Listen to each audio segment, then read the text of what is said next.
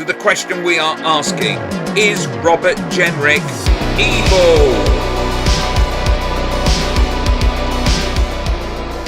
So, before on Is Robert Jenrick Evil, we detailed his involvement in pushing through a development that had previously been denied by planning inspectors. The developer was media mogul Richard Desmond, a Tory donor who was happy that Jenrick helped him get through the application process to avoid this. The documents show that Mr. Jenrick rushed the decision through on the 14th of January specifically so he could help Mr. Desmond avoid £30 to £50 million in a community levy that would have been spent on things like schools, youth clubs and clinics in one of the most deprived communities in the United Kingdom. So thanks to Jenrick, he helped shortchange a struggling council out of £30 to £50 million. But it's this incident, ordering the removal of a mural in an asylum centre for children in Kent, that puts him into the proper realm of evil. The very best. It was on Tuesday that the I newspaper reported reports that Robert Jenrick, a Home Office minister, fondly known as Honest Bob Jenrick by fans of sarcasm and satire, had ordered staff at an asylum centre, a children's asylum centre, to paint over murals on the grounds that they were too welcoming. The spirit behind the minister's intention does matter.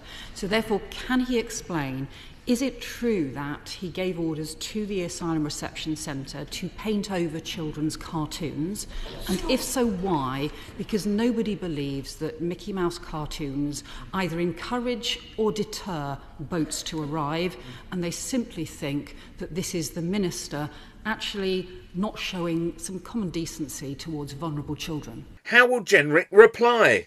We provide very high quality care at all of the centres in which we support unaccompanied children. We didn't think that the setup in that particular unit was age appropriate because the majority of those individuals who were unaccompanied passing through it last year were teenagers. I do not want to live in a country where a senior government minister orders cartoon characters on the wall of an asylum centre in Kent for unaccompanied children to be painted over because they create too welcoming an environment. I don't want to live in that country. And it turns out I do.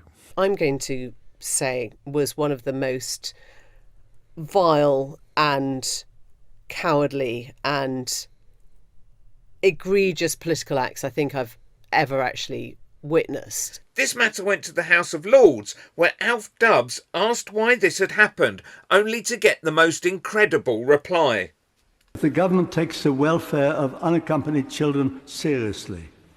How does that relate to the rival centre in Dover, which had cartoons and welcoming signs for children, and which were ordered to be removed by the Home Office minister because it might make the children feel too welcome? Isn't that a disgrace? And isn't it time that government backbenchers felt as embarrassed as we are that this is happening in our country?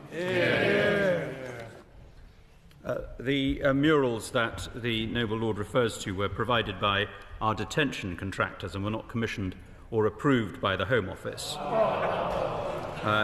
It's clearly the correct decision that these facilities have the requisite decoration befitting their purpose. And there is a story.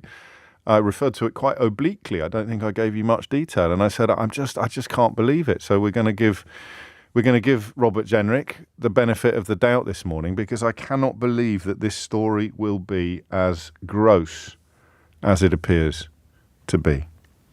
Here, Tory MP Victoria Atkins, defending Jenrick, doesn't even acknowledge the cruelty of the act. I don't believe you're comfortable with it, the decision to paint over. I don't believe it.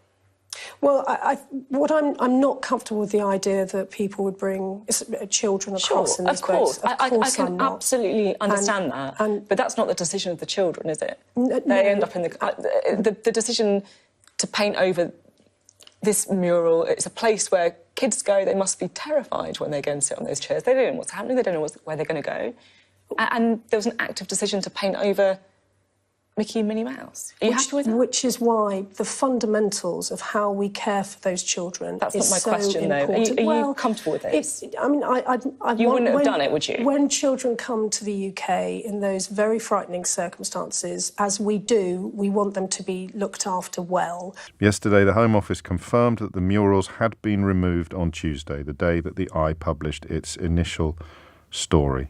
Mr. Jenrick told staff at the Kent Asylum Intake Unit, a bespoke building designed especially to meet the needs of lone asylum-seeking children, to paint over the art. Accommodation for migrants should meet their essential living needs and nothing more, because we cannot risk becoming a magnet for the millions of people who are displaced and seeking better economic prospects. So the Tories are a pretty despicable bunch, with Robert Jenrick one of their top evil minions.